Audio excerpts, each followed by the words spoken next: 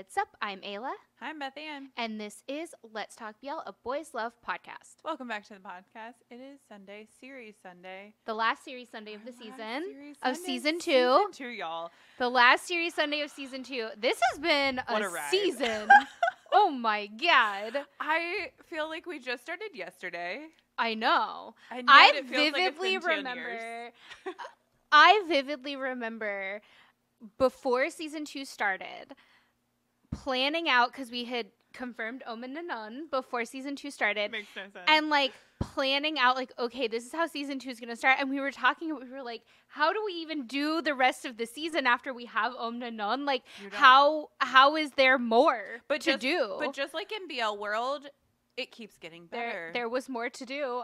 Better. Because here's the thing, especially this year, I feel like we've gotten so many new shows and new shows from new ships. Right. That, like, you can't, and we talk about this constantly, like, we plan out the season, but you can't really plan out the season. Right. Like, we honestly, we plan it like a month at a time because so much stuff happens that you can't do more than that at a time without it. It's wild. So this has been crazy. It's such a ride. I feel like the series Sundays for Season 2 have been super fun. We've gotten such great suggestions. Yeah. And we definitely do take listener notes into account and are like, you know, we want to talk about what the people are talking about because that's the reason we started the podcast. And so we're like, and just to talk about the things we like. Yeah. Which will make today's episode very fun because yeah, we both really loved this show. Yes. So, not surprisingly, but this was a situation kind of like, how do we follow up Om Na Nun? Right. That was like, how do you follow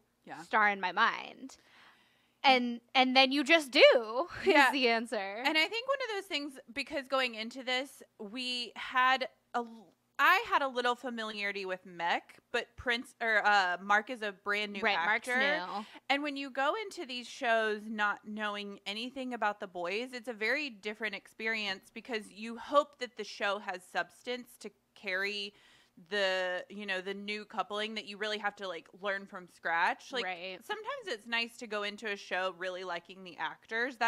I do that a lot with, like, if I find a new actor, I'll go like binge all their shows that they've ever been in because I'm like, oh, I like their acting, I like their style. This was like, we had a blank slate going into this, and so it's always a fun experience to be like, what am I gonna think about these boys? Yeah, which y'all. I had a very interesting experience with these two, so I'm excited to talk about it. But first, as always, nuts and bolts. So it is a GMMTV show. It's only 8 episodes. But shout out GMMTV this year so far for giving us not only the accessibility, but also these like really bingeable shows. Yeah, for those of us that love to binge. This was a fun show, too, because it was the somewhat continuation of Star in My Mind. Right. And so it's a fun, you get that overlap of Jungdunk, the magic that is Jungdunk. Yeah. Go watch our Jungdunk interview because, y'all, watch it again if you haven't. We get a special ep next week, which just looks like a honeymoon beach frolic. I mean, y'all know we love a beach frolic, so into it. It was directed by the same guy who directed Star in My Mind, which was Wabi Sabi's new. Yes. It stars Asfa Mech of Mech Mook family. Family. Very important distinction because Mook is very serious about making sure that the people know, which I appreciate. Wait, understandable. 10 out of 10. The Thai That's language, your brother. The Thai language does not have nuance for blood relation. Which, by the way, we've talked about this sometime this season. Don't remember the episode, but just like go back and watch all the episodes while you're waiting for season 3, and you'll find it. It also stars Mark as Prince. Yes. Who, funny enough, when I was looking into like who these actors are, because again they were brand new to the BL world and Mark to the acting world, Mark was actually an influencer / like YouTuber and has more followers than Mech does on Twitter, which is fascinating. And he had kind of a YouTube ship, which is very fascinating. Yeah, love that. Synopsis. So this also, both these characters we were introduced to in, as we've mentioned, Star in My Mind. And this synopsis kind of reflects that a little bit. Yeah. So, because there's not as much explanation of who these people are. So, just keep that in mind as I put on my synopsis voice for the last time in season 2. Which, by the way, for everybody that has, like, made comments about the synopsis voice, it truly brings me so much joy. Because one time, you really traumatized me, and I almost couldn't. Called it your bed voice. You called it my bedroom voice, and I was like, okay, no. And also, this was like, and you did it right before we had, like, you made that comment right before I had to do it. Like, we had a series Sunday with actors who I very much did not want to use a bedroom voice with. And so I was like traumatized, and I almost never did this voice again. I almost changed the voice. I almost was like, we're not going to use this voice again. But then there are a few people that like consistently make comments about how much they like this voice. And it brings me a lot of joy to my heart that like, it's not just about being dragged by you. It's true. The people like it. Yeah. So that's what we for do. For the last time on season 2, the synopsis voice. Forced up to the mountains with his friends Mesa and JJ after driving while impaired, Dr. Kufa meets volunteer teacher Prince. The two despise each other from the moment they first meet. Despite their differences, the more they argue, the more they come to understand one another. Cute. I mean, synopsis factual. Was as cute as this show was. I love this show. I truly, truly love this show. Again, shout out GMMTV for the bingeable shows because I'm a binger. We were talking about this before we started recording that I prefer to binge. It's a better watching experience for me as a viewer. And of course it's personal preference, so there's not one way that's better than another to watch a show or consume a show. I love a live watch.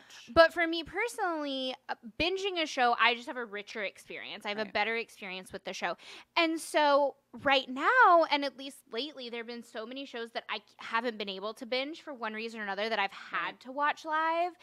And honestly, it's been kind of a bummer, and I felt very out of my element, and like I have also felt like pretty left out recently of like the BL conversation. And so this show, super bingeable, 8 episodes on YouTube, super easy to like pick up and jump into and like do the binge. So I really love that about this show, that it was an easy watch. I also really loved about this show because, again, I mentioned I have been feeling left out of like the BL conversation because the shows and the ships that most of the people that I know are talking about happen to be ships and shows that I am not personally into. Right. That just like haven't hit for me personally. And so for example, like these reality shows that are out right now that everybody's talking about, I don't even like dating reality shows. I've never have. Like I've never been into that. Right. And so I'm not watching them because it's just not my genre. And it's also, but at the same time, it's like, that's what everybody's talking about. So, like, I'm left out of that. And then there are just a handful of ships that, like, it's the only thing anyone's talking about that, like, they're cute, but the ship didn't hit for me. So I'm just, like, not interested in talking about. Did people talk about the show on our Discord? This specific show? Yeah, there were a few people. Because I think we've had this conversation before, and I've always been super interested. So comment if you... and tell us where you go to like join the conversation about certain shows, because we talk about this a lot where our timeline on Twitter or on Instagram or wherever you go to like join the conversation for BL, it's so curated to a specific thing that it's hard to know. And we've gotten this a lot, and this is why we started this podcast, is like it's hard to find the conversation that you want to be a part of. Yeah. And so that's why our Discord is awesome too. Shout out. Because they have channels for each show, that's where you kind of can go. But again, if it's a binge show or that kind of thing, sometimes you're a little too late to the conversation, or a lot of times we'll curate our timeline on Twitter specifically to like interviews we're doing. I don't do that. For me, kind of for our timeline for Twitter, what happens. I never try to curate any of the timelines. Well, like even TikTok. It's not that we try. It's that like when we follow something new, like the algorithm just like tends to bump those up because that's what we're like kind of interacting with and talking to, and just like the general conversation of what's happening on like the big shows, right? Like the ones that you were saying that like you're not super engaged with. And so, yeah, so it's always interesting. I'm like, where do you go find the people you want to talk to? Yeah. And so like also always DM us, because even you and I have very different taste in shows. So a lot of times one of us will want to talk about it. Yeah. Honestly. Yep. And so like, you can always find someone to talk to. But anyways, I really love this show because it made me feel like, okay, there are still shows for me. Mm-hmm. Because this was I think I mentioned to you, I feel like this is a really good show to recommend to somebody if they're in a BL rut. Yeah. Because it's such a classic BL, right? It's like so. It's a classic GMMTV. Typical traditional BL. But it's elevated. I really feel like. It's grown-ups. It's outside of Bangkok, which is cool. Yeah. They're professional. They're outside of Bangkok. That like Tale of 1,000 Stars vibe. Right. It's like, oh, love that show. It has the newer updates that you want as a BL watcher, but with the like BL formula that you love, that probably is like part of the thing that got you into BLs. GMMTV never takes a step back. I feel like I can say that they've like elevated each time, right? They tend to do it incrementally. So if you're listening to this and you're like, oh my God, that's not true. GMMTV is not groundbreaking. I would agree. I wouldn't use the word groundbreaking. Within the GMMTV bubble. Like, I wouldn't compare GMMTV shows to anything outside of GMMTV. Because which is really cool because it's GMMTV. Like, but so I also. You know what you're getting. Like, they're comfort shows. Right. They're truly like those BL rut-breaking shows. Yeah, I really, really like this show. And another thing besides it just being this, like, again, it's got this, like, comfort show element to it. Yeah. It has, I love a trope, it has all of the good tropes and none of the toxic tropes, which are, like, my favorite. There's like, zero problematic things so in this show. It's got the best friends trope, right, where you have the best friends. Shout out Mike and Arm. They killed it. I know. I wish Arm was in more stuff. Arm. Arm.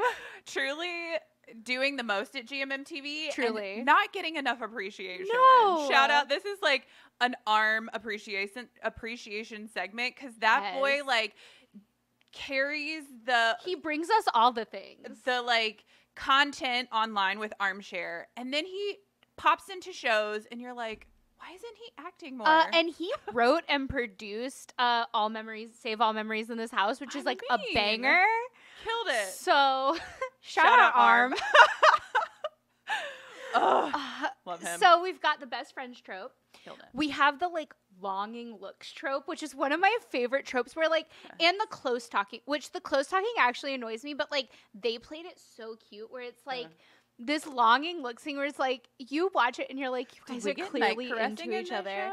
I mean, we got like cuddles because there was a lot of like we get drunk and accidentally sleep together, like in the same bed, not like sleep together. In the most wholesome way. So wholesome. So wholesome. I love it so much. And you get the like enemies to lovers trope. Yeah. And you get like, love rivals. You get love rivals trope. Shout out Tap Tap. You also get the classic, like, they just miss each other trope.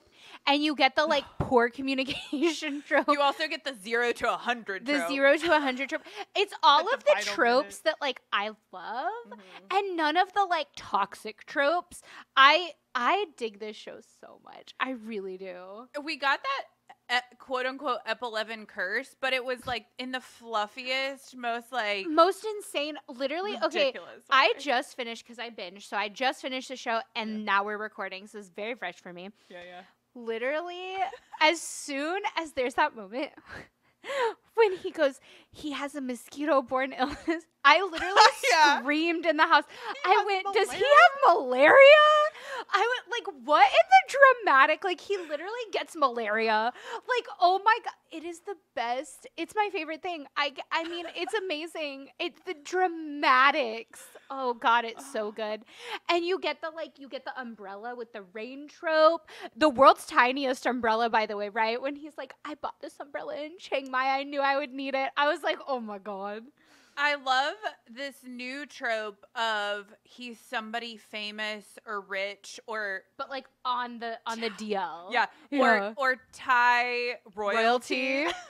I actually, you were surprised by that, but I wasn't, because I felt like they told us that in Star in My Mind when Prince was introduced in Star in My Mind. Yeah. So I was surprised that was surprising to you. Yeah, I didn't. I guess I knew he was like gonna be somebody, but the Thai royalty was like a funny little yeah, so thing. not like active royalty, but like obviously like if you know a little bit about the history of Thailand, you know that like it actually was like united after like a bunch of kingdoms, blah blah blah, right? So yeah. Funny story with this. I actually, before or like around the time I was like first getting into BLs. Okay. So I'm in marketing, I'm in communications, which means I run a lot of events, attend a lot of host a lot of events. And I always have little interns and like little volunteers. Yeah. And so right around the time I was getting into BL, and I like didn't really question it at the time because I wasn't super into BL and I wasn't super into, you know what I mean? The Thai stuff. Like all the Thai stuff. Like I hadn't started learning Thai yet. It was it was like very new. I had all of these little. You've been so impressed by your Thai. I know you really would have, because you know this story, but I'm gonna tell the story anyways. I love it. I haven't told this story in a hot minute too. You probably heard this story maybe 3 times, which is not a bad ratio. So I had all these little helpers. They were from a fraternity that were coming out to help at this event, and it was arranged by one of my coworkers who's Asian, and it was specifically an Asian fraternity. And so she was in the sister sorority to it was like her brother fraternity when she was in college. So anyways, that's how she arranged this. And I mean, these boys were adorable. Here's the thing about college boys. They can't do anything. Like, they're basically useless. But, you know, we found a job for them. They were adorable. Like, they were enthusiastic. Yes. We had, like... They have the energy. Like, and you just have to be really specific when you give them jobs. Like, you have to, like, really... Like, you can't... I mean, because we also had the sorority out there. And those, like, sorority girls actually are amazing. Yeah. You can be like, hey, here's the thing. And they will, like, do it. Yeah. Anyways... So these kids are adorable, whatever. We take these little pictures for them so they can put, right? So they get their community service, all this stuff. And so later on, I was mentioning to my colleague who set this up, like, oh, they did such a good job. Like, thanks for arranging that. We should have them out again, whatever.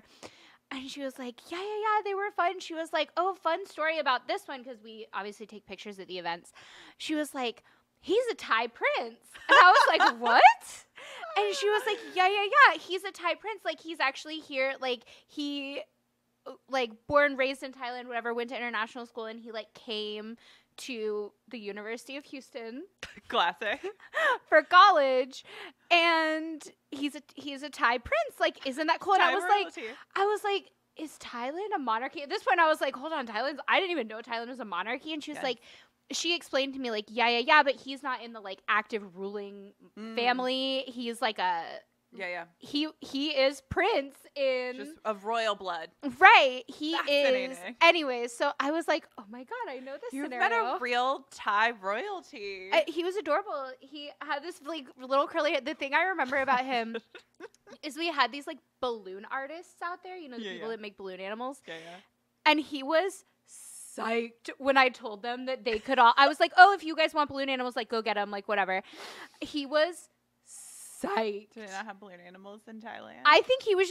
Well, okay. To be fair, the balloon artists we hire are like super fancy, and they make like they make like bicycles. That, like they do all the things, and I'm pretty sure he got a Spider-Man. Cute. Or like he got a superhero, because I remember they were doing superheroes. Love it. Anyways, that's my story. I have met essentially like the real life Prince, version of Prince. Yeah. That was such a fun little moment in the show. But another thing of the going back to like the mech of it all and the, you know, the mark of it all is that we both had what we refer to as our awakening. Yes. We both went to GOT7 concerts a couple years ago separately, and if you're into K-pop, you usually have like that one person that you bias. Love. Yes, but then you go to concerts and you have what we call like you have an awakening.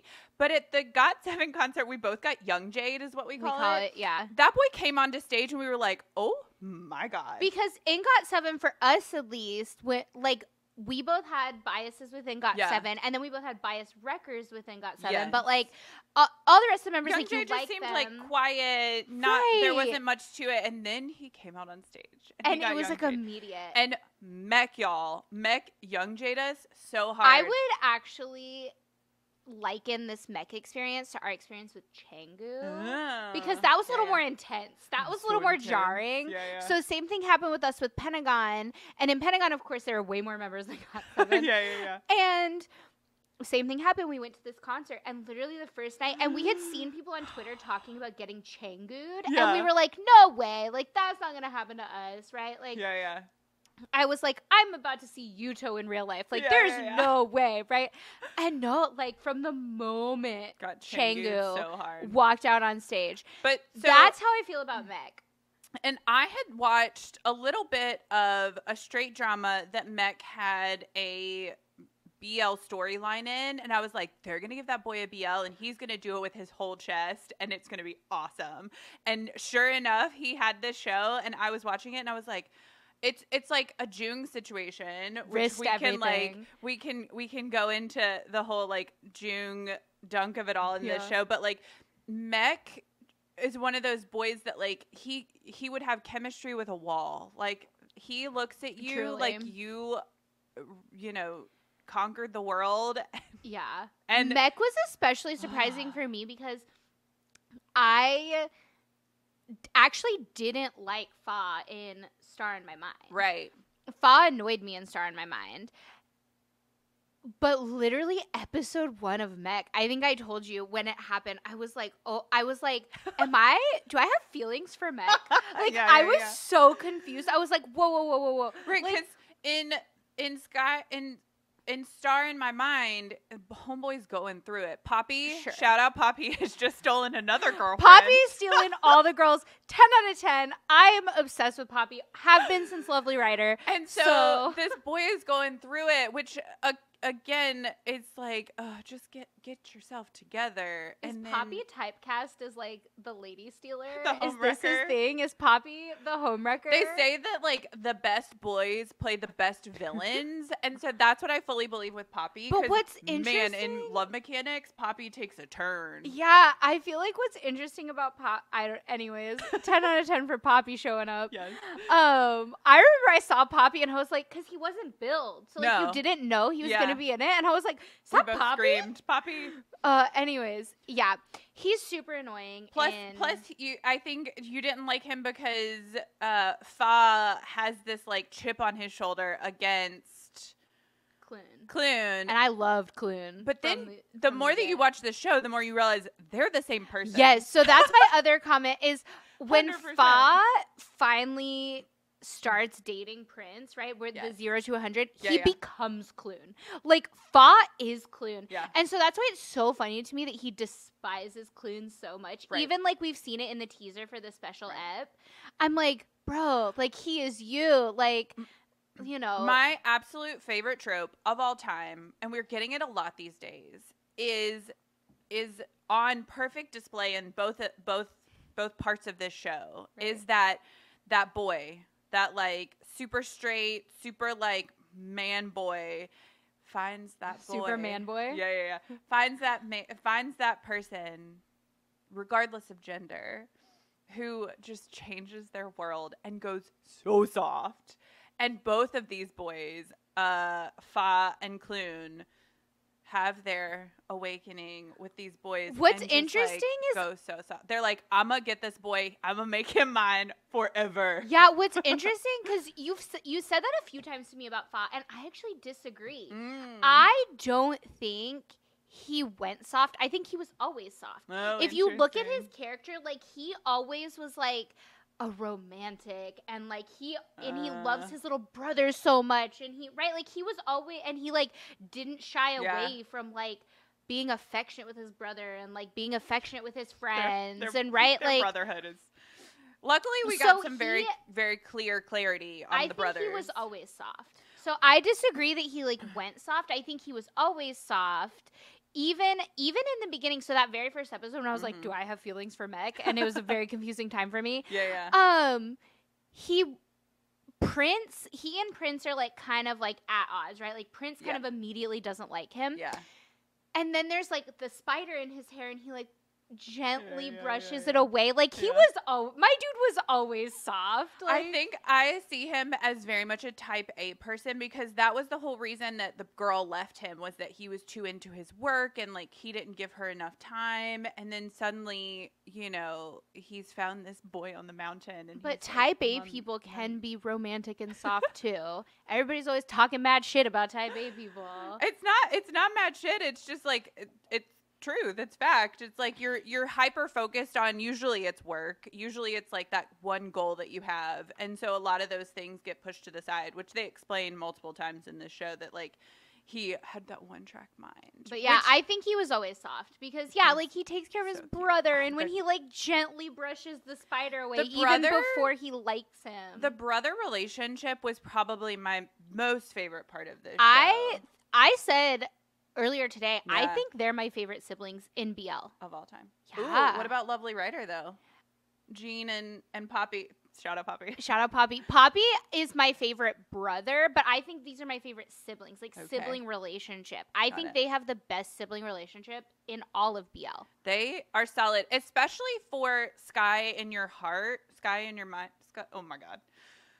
Star in my mind, Sky in Your heart. Sky in Your Heart. Because in Sky in Your Heart, Fa goes to Dao so often and they have these conversations and Dao is so intuitive and so just like thoughtful about, you know, when Fa goes to visit Dao, I think it's for his birthday and he's supposed to spend time with him. And Dao's like, bro, you're going through it over this boy. Just go back to the mountain. Well, right. Because Fa is like, what if he's like, how mad would you be if I like didn't come to your birthday party? Yeah. And Dao is so cute. He's like, I'm going to be really mad. And he's like, I would be really mad at that person. Yeah. And he's like, oh, okay. And he's like, because that person, he's like, this is why I'd be mad because that person is taking my feelings into account instead of taking care of his own and blah, blah, blah. Cute. It's very cute. But what I like about their sibling relationship specifically is that number one, they're very clear about it. As soon as it's brought to their attention that there's been a misunderstanding about their relationship, they fix it. I will say in this one, Fa kind of plays with Prince a little bit because Prince, he has to like basically stand by Prince's house to get cell reception. So every night, Prince has to hear Fa talking to Dao on the phone, and he's like, "Oh, you're talking to your fan, your lover." Right. And because he's so affectionate with Dao. Right. And when he realizes that, like, this is the situation, he does play with him a little bit, but then literally in the same conversation, he's like, no, it's my little brother. Right? He plays with him for, like, 5 minutes with it. He's like, why? You care if I have a boyfriend? Why are you asking? Why do you care if I have a boyfriend? And then he makes it clear. He's like, no, I don't have a fan. It's my brother. And so I really like the clarity because my least favorite thing in these Thai shows is when I was thinking about it. It doesn't just happen in Thai shows. Yeah. It happens specifically in We Best Love, but with the cousins. And that made me mad too. I was like, this is gross and weird and you guys need to cut it out. Where they like let people think they're dating even though they're related. It's a no from me, dog. And so I love that they're super clear about it because that's how real siblings would be. Real siblings would be like, no, right? And the other thing that makes me say I think they are the best siblings in BL, like like them together as siblings, is because Fa and Dao both ask each other advice about things and then don't take the advice, which is like such sibling behavior. Such boy behavior. It's such sibling behavior to have your sibling be like, you should do this, you should do that, and then just like not do it. Cute. Yeah. I love them. I love them so much. I love all the Clune Dao moments that we get in this show. Because Jungda, I feel like right now Jungdunk might be carrying the BL industry on their back. I can't be certain about that, but Jungdunk are magic. The perfect ship.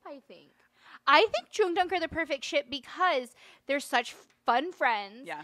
And when they're in character and when they're playing the ship, They do it seamlessly, but it's also very clear that they're playing a ship, right? Yeah. Like, they don't beat around the bush. They don't try and gaslight anybody or make anybody believe Right. they're actually dating. They're Right. actually together, right? Like, even if you watch our interview with Jung and Dunk, we talked to them about, like, how'd you guys break the ice? And Dunk flat out is like, we're just fun friends. Like, he's my best friend. Like, and he has like, this line. He, like, has this line about, like, I don't know. It's just like the boys. It's like when you're just chilling with the boys. That, like, they're so cute. Cracks me up. I think a lot of the complaints that I have about these shows that are so soft and fluffy is that they finally get together in the last episode, and you're like, oh, we've gone through so much angst and turmoil to get to them being together, and we don't get to split up. We don't get to see them being together, and so this was such a nice moment of like, okay, we had the ridiculous over the top drama of Star in My Mind, where it was like, will they, won't they, and at the last hour, at the final they get together, and then you have a whole nother show with two main characters who are trying to get together, but then you have these nice moments of just seeing these boys actually in a relationship. I know. And it's so this is what I want, and this is what I love when characters make appearances in other shows. Like Boone Prem have popped up in shows because, Between Us has been a long time coming. And so it's been nice to be like, okay, in fictional world, right. I can now visualize that they're actually together, and like we get a little bit of that happily ever after that like we so much a lot of time I crave, and I'm like, I just want to see them being like cute and in love, and especially Jung Dunk playing cute and in love. Like I love watching that. Yeah. It's very sweet. But so Fa and Prince, we can get back to the main characters of this show. I really like the way they got together, and like I really liked the pacing of this show. Yeah. The pacing was really well done for an 8-episode show. Yeah. They got together kind of like when you wanted them to. I loved the way that the Mesa situation, because Mesa liked Prince and was clear about it from the beginning. I really liked the way they handled that situation. Yep. I love Top Tap as a love rival because he is so annoying in this show, and I love how annoying he is in this show. Yeah. He was excellent, especially, and his sister Yaya. Yaya is my favorite character in the show. We get like a quote unquote love rival girl, but she's not your typical hated girl. Oh, I wouldn't call her a love rival girl because she's not actually in the game. You know what I mean? It's her being like Delulu, essentially. Her throwing himself at this boy. Yaya is such a mood the whole time. Yes. The whole time she's such a mood. Relatable. Because literally she sees Fa. So she sees Meg. And she's like, yeah. She's like, yes, we're doing this. She's like, okay, we're doing this. And I was like, mood, girl. Relatable. Like, mood. Okay. Because truly, I feel like at this point, now that I've watched the show, I think if Mech ever looked at me, I might drop dead. Yeah. Like, I might just literally perish. I would pass away. It's been nice knowing you. You're all invited to my funeral. Like, I couldn't handle it. So her, like, freaking out over him, and, like, is such a mood. And then, like, her trying to, like, invent excuses to hang out with him. Relatable. Her running away from home, she's hilarious also. Yeah. When she runs away from home for like this arranged marriage. Oh my God. And then immediately changing her tune and being like, no, I love him. She was like, I didn't want to marry him, and then I saw him, and like, yeah. I love how they question her about this too. She's like, well, I saw him and I got a sense that he was like a nice person. And they're like, no, you just think he's cute. And she's like, no. She's like, because that's such a mood. We all do this with our BL boys, where we'll be like, no, I can just tell he's like a good boy. And like, we don't know. He's just cute. No, like, yeah, totally. So she's such a mood. And then my favorite thing about Yaya is at the end, Fa has come back to the mountain. Right. Fa's come back to the mountain for like this exchange of supplies because he's like requested supplies for the village to get these things. And Yaya is like, oh, I thought Prince would be with you. I brought his tote bag back, right? He left it here, and I was gonna return it to him. The tote bag. And she's like, which I'm sure you can buy on GMMTV, shop.gmmt.com. So she's like, I was gonna return this to him, and Fa is like, no. He literally goes, and in the most because I had been screaming about this for the whole episode already. Yeah. He's like, we left the mountain and we haven't contacted each other since. She literally goes, why? Classic. Like, she yells at him. She's like, why? And he's like, well, because no. And she's like, you're stupid. Yes. She's like, you're so stupid. She's like, what gives you the right to decide for him whether or not he should be with you, right? Like, he should get to pick. And she's like, I love the metaphor that this tote bag becomes. Oh, the tote bag. It's a very cute tote bag. When Fa goes,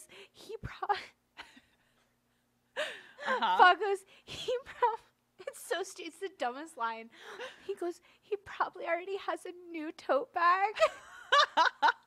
And obviously he means he has a new boy, but it's just like the funniest thing to me. It is the stupid, like, Yaya has such a mood and I love her. He does have a new tote bag, but it has the addition of a cloud on it. He does end up getting like an actual new tote bag, right, at the end. But I love this new I guess it's not a new thing. Maybe it's always been in GMMTV shows, but because a lot of those GMMTV shows when you first get into BL are older, so like you haven't gone through that experience of watching a like currently live airing GMMTV show, is that moment where you know they're introducing you to the merch. When you realize they're selling you merch. I am obsessed. Like, I know there are some people that hate product placement, but I love it because it's so funny. It doesn't take me out of it. I'm like, no, I fully am convinced to buy that inhaler and 100 of those inhalers. Oh, I love the GMMTV merch product placement. Yeah. Because, so, like, for example, not me.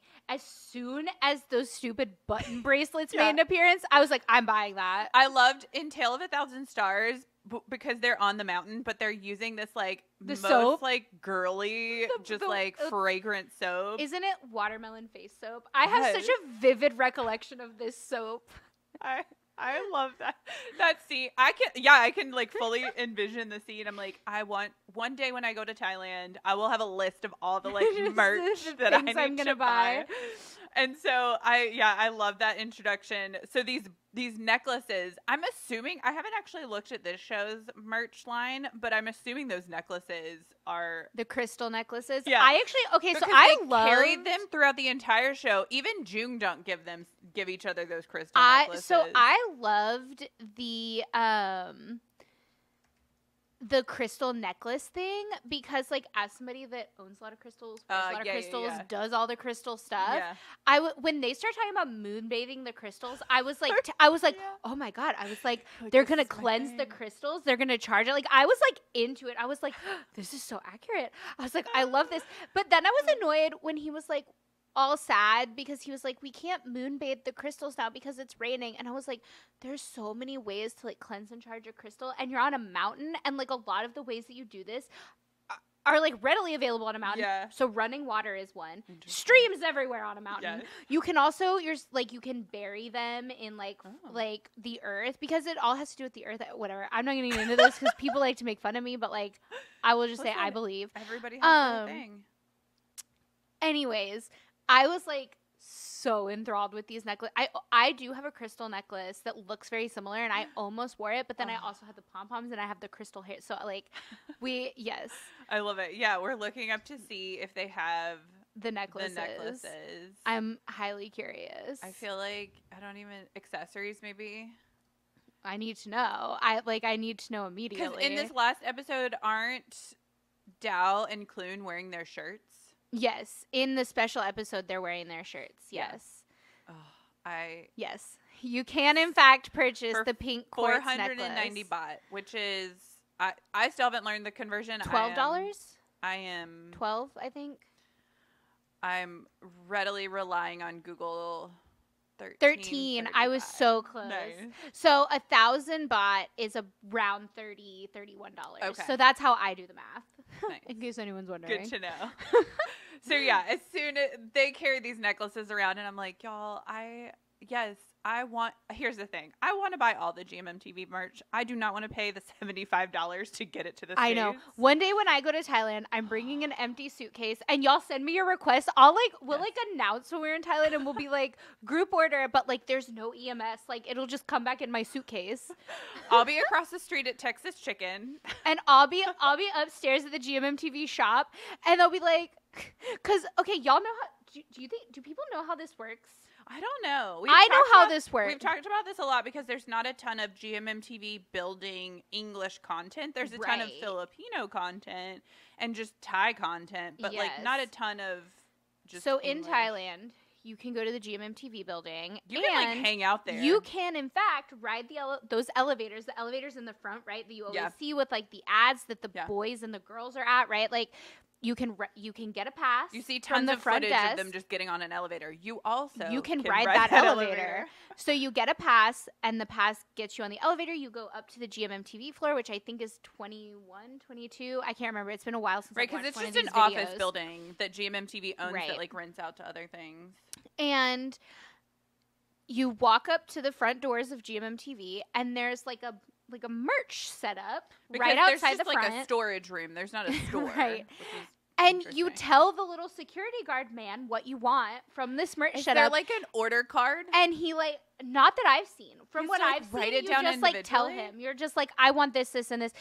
Or the videos I've seen. Yeah. And he goes to the back, and he either comes back with your stuff, or he's like, we're out of stock in this. And then you pay the man, and you like leave with your stuff. And I think it's going to be really funny when I go to GMMTV one day, because I'll get my little pass, and I'll ride the little elevator up, and I'll like do the things. Hopefully and I'll be like, I talked to Jungdunk. I talked to Om Nanon. Does this like How much do you think we can pay that security guard to just go steal a Pete Cow tumbler from somebody's desk? I don't want to talk about the Pete Cow tumbler. I'm so upset about this. I don't even want to talk about it. I think Rakan Tapani, their merch store has it. So maybe we can, like, when we're in the Philippines, we can be like, hey. So I'm going to ride up to this. I'm going to ride this elevator. I'm going to talk to the little security guard man. And I'm going to be like, all of it. And he's going to be like, wait, what? What stuff do you want? And I'm going to be like, tuk tuk, which is like everything. It's all everything in Thai. And he's going to be like, what? He's gonna be like, arai? I'm gonna be like, no, like for real, like all of it. Shy. Right. Shy. What things do you want? Yes. Shy. That's gonna be me with this merch. And then I'll do like a weirdo. Ask real. I'll do like a weirdo group order. I'll like announce it on Twitter or something, and like it'll be like a Shopee.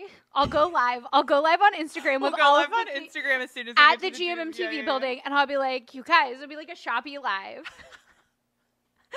And all of GMMTV will come out and be like, I think we shouldn't let them do this, but like also they want to buy the thing, so like I'm gonna be like, I'm about to give you all the money, so it'll be like. Anyways, absolutely ridiculous. I love the merch placement. I also love. It's been a hot minute since I've seen Oishi Honey Lemon in something, and so I was really excited to see the return of Oishi Honey Lemon, because once we found Oishi Honey Lemon here in Houston, and we had an extra one just in the fridge for a while, and Zach kept trying to drink, and I'd be like, "Don't drink that; it was expensive." Like I would get mad at him, and he's like, "How much could it be? I'll just pay you for it." And I was like. It was like $8. And he was like, $8? And I was like, yeah. Worth it. Is there a GMMTV show that doesn't have Oishi Honey Lemon? Well, I mean, like, in the show. Right. That's what I'm saying. It's always... Because it was really prevalent in Bad Buddy.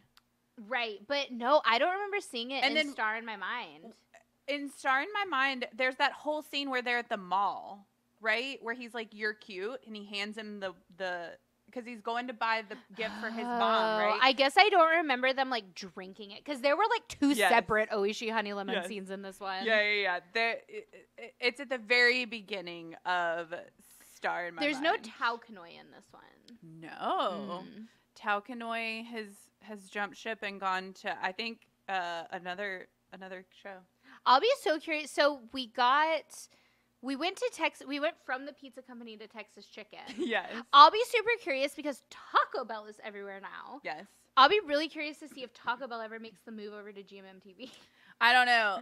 It will be interesting because KFC doesn't actually sponsor any GMM Not TV the shows. TV They just like shows. employ all the boys. Right. I'll be really curious to see if we ever get like this is the stupidest conversation. It's on brand though. I'll be really curious to see if we get a Krispy Kreme because Krispy Kreme was one of the big sponsors of the Kaz Awards, which I just watched in its entirety without subs. All 6.5 hours, by the way. Y'all, come on. I mean, technically 5 because the first hour was just a countdown. Yeah. Here's the thing: if we get y'all as a North Carolina girl, Krispy Kreme is a North Carolina company. If we get Krispy Kreme sponsoring a show, I'm gonna go work for Krispy Kreme. I don't like Krispy Kreme, so offensive. I don't think it's as good as Shipley's. I lost what I was gonna say because I offended you so deeply with my Krispy Kreme hatred. Yeah, the sponsor. Oh, I remember what I was gonna say. Okay. So recently, recently, Nandan and P. Off and a professor from a local university did this really great talk about BL and the LGBT culture in Thailand. Yes. And it was really cool because P. Off was asked what made you think that BL had gone mainstream? And it was something that I was like, oh, I really want to know because we've talked about this off and on where we were like, no, BL's still niche, no, it's mainstream. Like there's this back and forth of like, how do you really mark how popular is BL? Right, yeah. And so P. Off is like the way that I knew it went mainstream was the sponsorships. Yeah. And the fact that so many of these companies are employing BL actors to do brand representation. And I was like, oh, that's so fascinating. It makes tons of sense, right? Because so much sense. From a marketing background, it's that like, yes, you wouldn't risk your marketing budget, which is finite. Marketing is also the first thing to get slashed from a budget. So if you as the director of marketing mess it up money wisely, right, you could lose your budget, you could lose your job, right? Like there's a lot of risk when it comes to marketing because it's actually really hard, specifically with like on more of the public relations side of things, to prove like ROI. Yeah, it's really difficult to prove because for something like a Shopee Live, for example, you can prove ROI because you can like directly correlate or like show the causation of like sales went up during this time. It's also super easy for things like Facebook ads, Instagram ads, right? Things like that. Right. You can show click-throughs. You can show, right? Like you have data points. But for things like brand ambassadors, right, unless you're slapping their face on a product and the sales of that product are high, it's really, really hard to actually prove revenue is coming from this like ambassadorship, right? Because like if you're a good marketing professional, you actually have a marketing mix, so like you're plugging it lots of different places, so it's a risk you take. So it makes tons of sense. And that like as soon as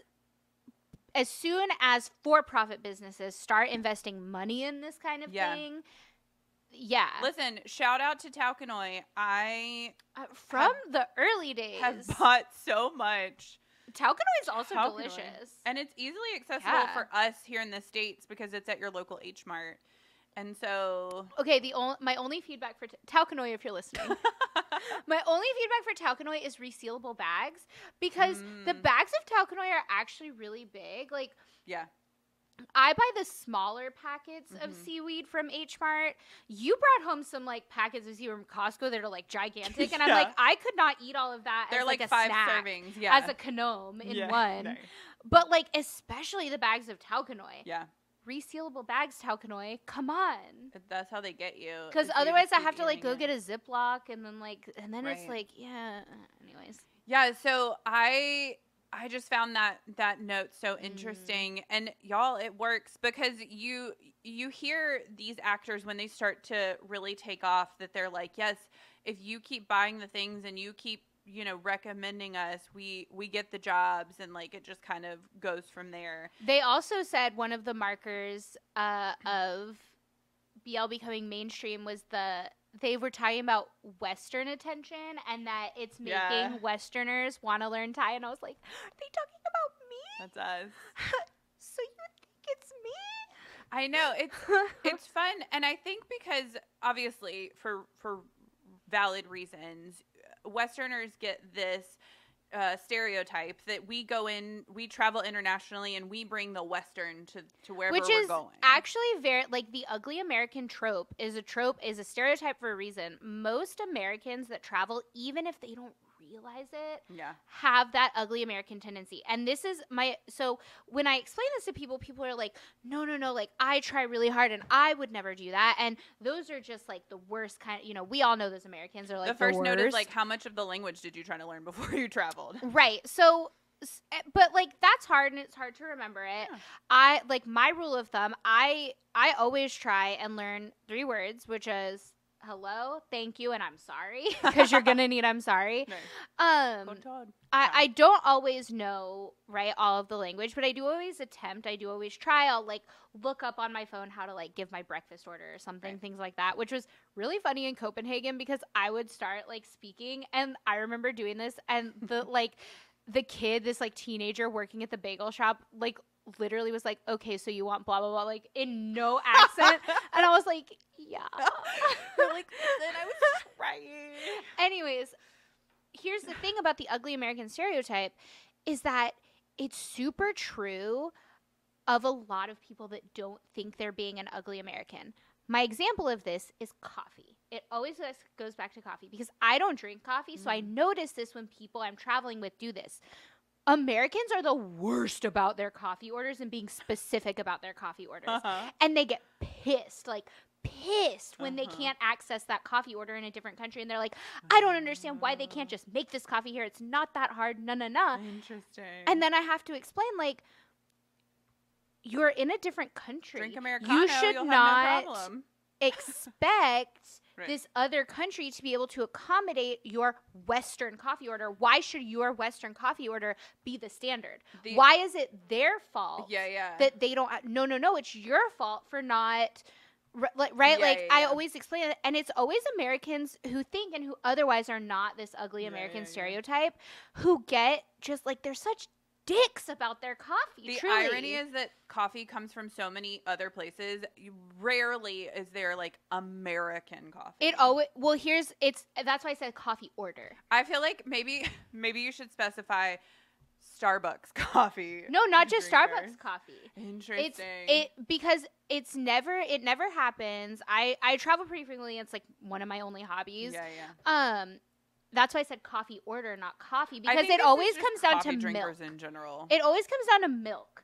People who, especially Americans, get very specific coffee orders in terms of like the milk they want and how much milk they want and like the words that they call this thing.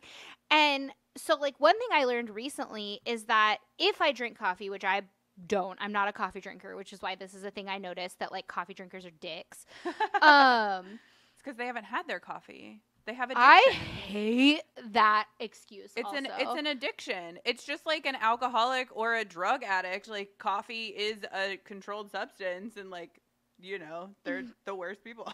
But so if I do, I'll order it in America with coconut milk, which is very different from coconut milk in Thailand. So like I remember it was William I was having this conversation with, and I had to literally describe the viscosity of coconut milk in America to explain to him what I was talking about. Yeah. And he was like, oh yeah, that doesn't exist here. Right. He was like, this thing you're talking about doesn't exist in Thailand. So if I went to Thailand and I asked for coconut milk, they would think I was psychotic. Don't we have different types of coconut milk here too? At least in the grocery stores, not necessarily in the coffee shops. Not that I've seen in the grocery stores. Like, you can get is the can different from what you get in the refrigerated section? Yes. Right. So like that, it's closer to like a sweetened condensed milk kind of situation in the can. Right. Is what it's closer to. So yeah, like when you say the words coconut milk, your brain automatically goes to what's in the refrigerated section. Oh, interesting. And so like if that's your milk substitute of choice, right? Yeah. Like kind of like how like if you want oat milk, which by the way doesn't really exist outside of America, so good luck trying to get that, you crazy coffee drinkers. Wonder if almond milk exists outside of America. I don't know, but like, so I mean, we love our milk alternatives here, right? So that's how. So like, for example, it's really hard to get just like. That's probably why they drink Americano, because it's just like water and coffee. So it's really difficult.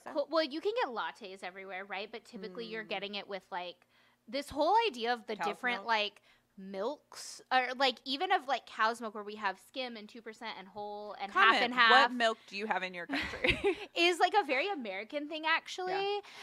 But so like in Europe, for example, it's really hard to find like creamer. If you're a person that likes creamer or half and half in your coffee, it's going to be real hard for you in Europe.